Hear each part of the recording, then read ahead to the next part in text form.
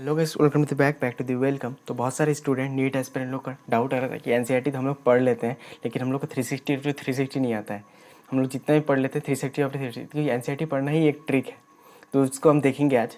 सबसे पहले एनसीईआरटी को एक बार खुद पढ़ना है।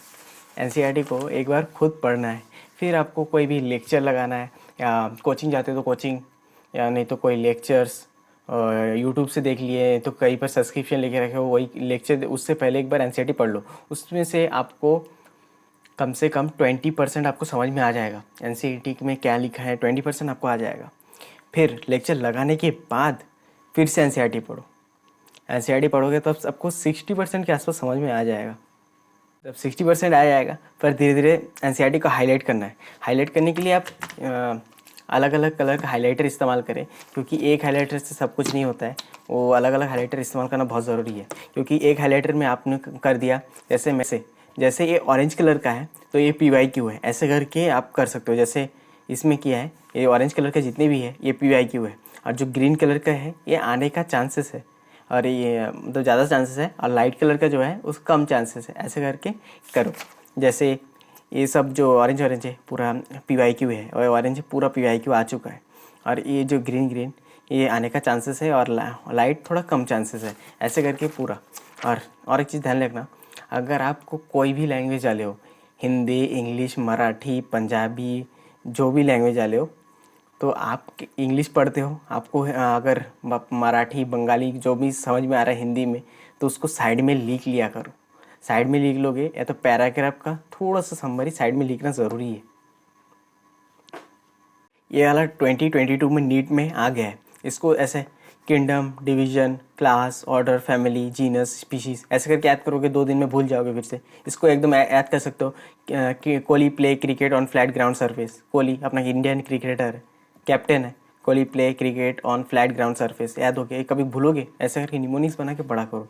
अरे एनसीईआरटी मस्ट है। एनसीईआरटी से 90 क्वेश्चन में 90 क्वेश्चन एनसीईआरटी आएगा। और तीसरा चीज़, अपना डायग्राम जितने भी टेबल है, ये सब PYQ है, ध्यान रखना। जितने भी डायग्राम है, जैसे पूछ देगा इधर सेल मेम्ब्रेन की जगह खाली छोड़ देगा, फिर पूछ देगा ये कहाँ पर है, क्या है, सेल मेम्ब्रेन है। और आपको कहीं पर भी यूट्यूब से या तुमने कोचिंग इंस्टीट्यूट से अगर कुछ भी इन्फॉर्मेशन मिले, एनसीईआरटी में भर दो, लिख दो। वो बहुत इंपॉर्टेंट रहता है। और ये वाला टेबल तो बहुत इंपॉर्टेंट, टेबल को छोड़ना ही मत। टेबल से बहुत क्वेश्चन आते हैं। बहुत सारे लोग सोचते हैं कि एनसीईआरटी गंदा दिखेगा तभी लगेगा तुम पढ़ चुके हो, तो कॉन्फिडेंस आएगा। और कहीं पर भी गंदा लगे तो ऐसे करके अपना नोट्स चिपका सकते हो। ऐसे चिपका दो, जैसे माइटोसिस का पूरा चार्ट इधर बना हुआ है, ऐसे करके पूरा चिपका सकते हो। पूरा बुक को अपना हाईलाइट करके रखना अलग अलग कलर से, तो समझ में आएगा ये इतना पढ़ चुका हूँ, इतना बाकी है। इंपॉर्टेंट पॉइंट का हाईलाइट करना, जो फालतू पॉइंट उसको हाईलाइट नहीं करना। कोई देखता हूँ फालतू एनसीईआरटी हाईलाइटर पकड़ के बैठा है और पूरा हाईलाइट कर रहा है। ऐसा होता है, फिर दूसरी बार पढ़ेगा पूरा हाईलाइट करेगा। ऐसा थोड़ी ना होता है भाई। ऐसे में कहाँ मार्क आएगा। वो खाली मन को लगता है कि हम लोग पढ़ चुके हैं, वो अपना मन फालतू है वो सब। तो अलग अलग पेन से हाईलाइट करें जो नहीं बन रहा है, और एक तो कॉपी लेके बैठे, जो नहीं बन रहा है उसको पूरा नोट करें, ठीक है। ये सब होने के बाद अपना आ गया माइंड मैप। माइंड मैप बहुत इंपॉर्टेंट है। हर चैप्टर का एक है, मेरे हर चैप्टर का बना हुआ है माइंड मैप। पूरा हर चैप्टर का बना हुआ है, इतना सारा पूरा माइंड मैप है, मैं खुद ने बनाया है। ये सब मैं अपने चैनल पे अपलोड करता रहता हूँ। माइंड मैप पूरा समझा के, साइड में जो इंपॉर्टेंट पॉइंट है, पूरा एनसीईआरटी का लाइन है, पूरा 10 मिनट में पूरा माइंड मैप पूरा रिविजन हो जाता है। पूरा का पूरा 10 मिनट में पूरा एक चैप्टर हो जाता है। तो समझ लो कितना ईजी है। रिवीजन सबसे मस्ट है।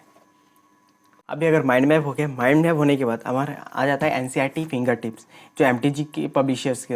ये बहुत ही ज़्यादा इंपॉर्टेंट है, क्योंकि इसमें खोलोगे तो इधर सबसे पहले दिया है स्नैपशॉट। इस स्नैपशॉट को एक बार पढ़ लेना, हाईलाइट करना इंपॉर्टेंट पॉइंट को। नहीं पढ़ना तो मत पढ़ो उसको भी, एनसीईआरटी पढ़ो वो काफ़ी है। उसके बाद टॉपिक वाइज क्वेश्चन लगा लेना। टॉपिक वाइज क्वेश्चन लगाने के बाद इधर अपने को मिल जाता है एनसीईआरटी एग्जाम्पलर, जो उससे भी ज़्यादा इंपॉर्टेंट है। एनसीईआरटी का डायरेक्ट क्वेश्चन इससे बनता है, एनसीईआरटी एग्जाम्पलर। और उसके बाद पीछे और एक तो सरप्राइज है, इसमें असर्शन रीजनिंग भी है। असर्शन रीजनिंग भी है। ये नीट 2020 में बहुत सारे, कम से कम 10 क्वेश्चन असर्शन रीजनिंग आएंगे। और उधर से ये ऐसे ही असर्शन रीजनिंग आ जाते हैं, जो बहुत इंपॉर्टेंट रहते हैं। असर्शन रीजन भी मैं अपने चैनल पर अपलोड करता रहता हूँ, तो उधर जाके चेकआउट करें। पढ़ लिए, फिर माइंड मैप बना लिए, फिंगर टिप लगा लिए, एग्जाम्पलर लगा लिए, असर्शन रीजनिंग कर लिए। उसके बाद सबसे इम्पॉर्टेंट हो जाता है अपना एनटी की तरफ से ऑफिशियल वेबसाइट है, ऑफिशियल ऐप है, प्ले स्टोर ऐप स्टोर में ऑफिशियल ऐप है, जिसमें बहुत सारे चैप्टर का जितने चैप्टर है उसके पूरा क्वेश्चन बना हुआ है, लिमिटेड टाइम में देता है। उसको सॉल्व करना मस्ट है। उसको अगर टाइम है तो सॉल्व करो, नहीं तो मत करो, क्योंकि एनसीईआरटी पढ़ लियो बहुत अच्छा है। और एनसीईआरटी को 2-3 हफ्ते में एक बार रिवाइज़ करना, अगर आपको हो गया है तो हफ्ते में एक बार रिवाइज़ करना। जैसे ये डायग्राम तो बहुत इंपॉर्टेंट है, ये सब डायग्राम से भयंकर क्वेश्चन आते हैं। मैं अपने चैनल में एनसीईआरटी एग्जाम्पलर, एनसीईआरटी हाईलाइट, ऐसे हाईलाइट कौन सा पीवाईक्यू है, कौन सा आने का चांसेस है, फिर NCERT mind map, NCERT assertion reasoning, ये सब कराता हूँ। फिजिक्स, केमिस्ट्री, बायो, उसका भी माइंड मैप। तो उसके लिए सब्सक्राइब करें बीसी जंबो सीरीज़ को। Thank you. Stay tune.